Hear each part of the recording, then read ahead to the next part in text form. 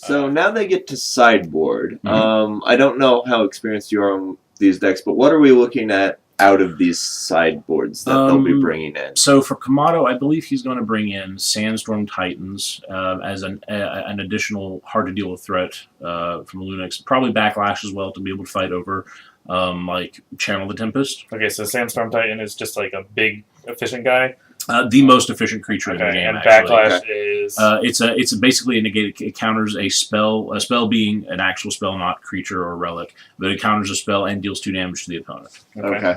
So that seems good with all them trying to cast all these huge... Yeah, it lets him protect his creatures more. But he might also bring in Protect as well. Protect gives a creature or player an Aegis, and that can be used at instant speed to basically negate the effect of a spell. The cards I expect to come in for Elunix would be Sabotage, which is a discard spell. He can look at the opponent's hand and choose a spell, I believe it's a non-unit spell for them to discard.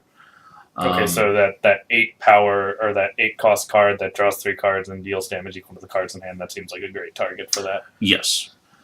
He also has, I believe, access to another spell called Rain of Frogs.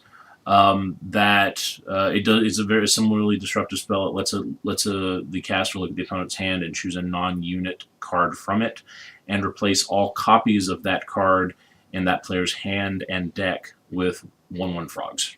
Great. That's kind of fun. Mm-hmm. So 5 mana there for Elunix. Seems like he's in control of the board, but as we saw, Kamado can definitely come back from being behind on the board. It's definitely going to be contingent on him continuing to draw lands. This is true. Right now, the cards he's drawing don't really line up very well with what Elunix has right now. Elunix has a pretty good board presence, especially with his the 3/5 deadly creature there.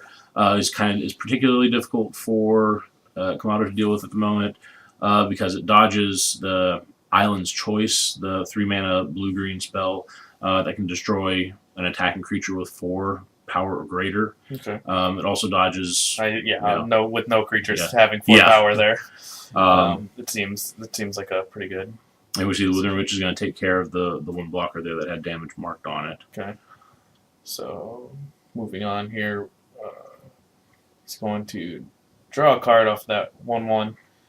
That'll be that Seek power that you mentioned earlier that can get a sigil out of your deck. So another one coming down. Seems very good with Chalice. Yeah, definitely. This is a very mana-hungry deck. It also a lot of Chalice decks actually play a card that makes 4/4 flyers and scales based on the amount of power you have. For every 4 power you have access to, it creates a 4/4 flyer. Kamado is not playing that card, but it is a very common card in the deck. It's called the Great Parliament. And so, in general, the Parliament of Owls, yeah. Just in general, Chalice decks are very mana hungry. Okay, so I thought Owls were a court. I believe they're. I think they might be a Parliament. Okay. We might have to have another Aces and Amateurs talking about groups of animals. That could be the next episode.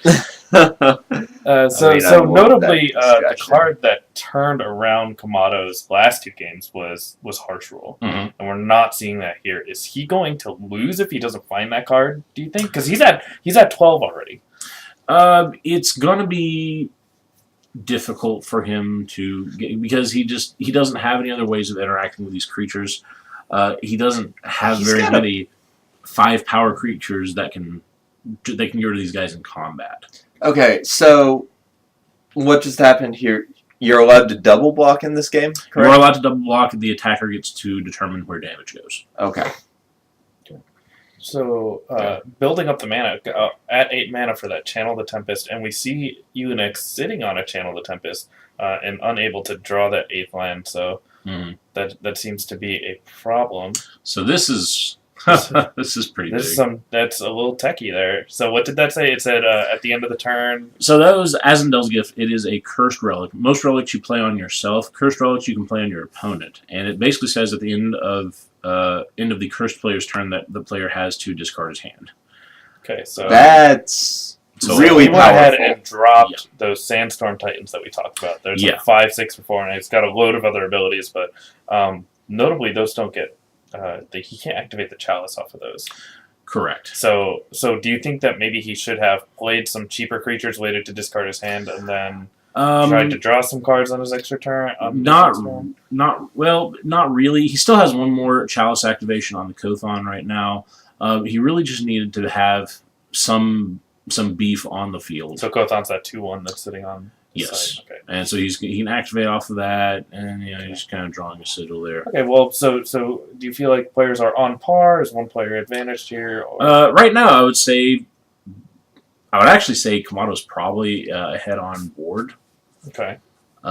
We do still see a channel the Tempest, and Elenix does have the mana to cast that. Yeah. That but is available for him. Kamato's now going to have an Aegis to prevent it if he does send it to his face. Oh no! Oh, that's interesting.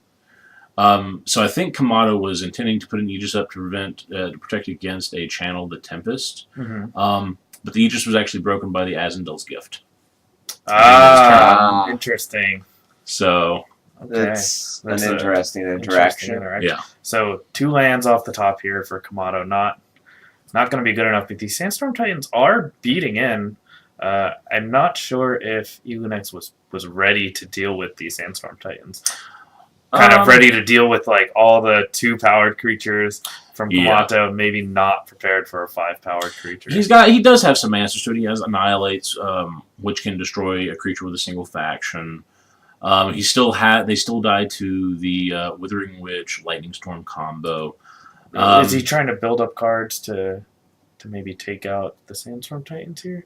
1 damage to each enemy. Yeah, it looks like that's he is trying to do that, I believe. It's not going to be enough there. Did not quite. So he did end up removing a singular creature here, but with the deadly creature here, maybe we can block. Yeah, see the 3/5 with deadly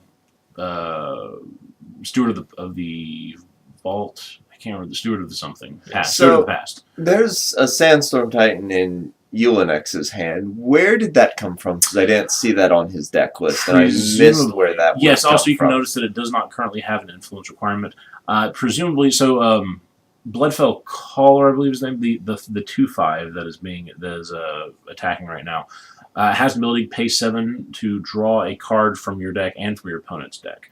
So it's likely where you got that. I believe there's another card Elenix may have been playing called Sabotage. This says, or not Sabotage. There's another card. The Felon has access to cards.